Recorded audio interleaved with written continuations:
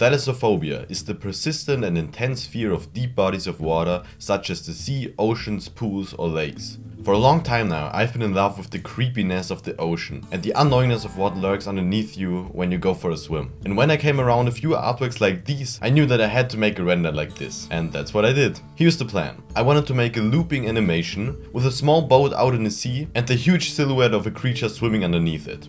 First, I brainstormed which creature is the creepiest, and I quickly settled on a giant Kraken. The creation of the Kraken was actually pretty simple, by first blocking it out with simple shapes and then sculpting more and more detail. As always, I made two versions of the model, one with a high poly count and one with a low poly count, so that I could bake the details from the high poly model onto the low poly model in Substance Painter. When the modeling and the texturing of the Kraken was done, the real hard part began. Since I wanted the Kraken to move, I had two options to do that. I could either rig it or use shape keys. Since I knew rigging a Kraken would be a huge pain in the ass, I first tried to go with shape keys. But unfortunately I wasn't able to get good results with this technique, so in the end I had to go with creating a rig for it. This actually took a few hours and it didn't even pay off, because in the final animation you don't even really see the animation.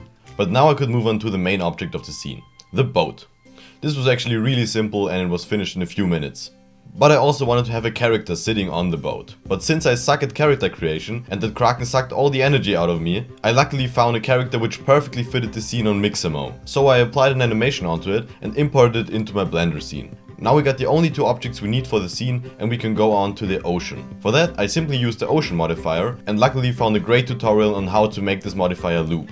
I'm gonna link this video in the description below. Then I put both my objects into the scene and animated the Kraken moving below the boat. Also I gave my character a fishing rod and made the boat move with the waves. For that I didn't use any simulations, I just used keyframes.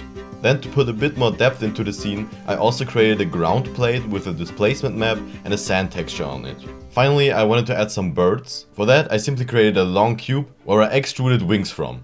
Then I made it look a bit more like a bird and added shape keys to animate it. Then I duplicated the bird a bunch of times and parented all the birds to the first one so that they move with it. Then I put them into my scene and made them fly over the whole scene. And with that the scene was pretty much done. So I rendered out the animation and put it into my video editing software of choice. There I just did a bit of grading and adding a few effects and then the scene was done.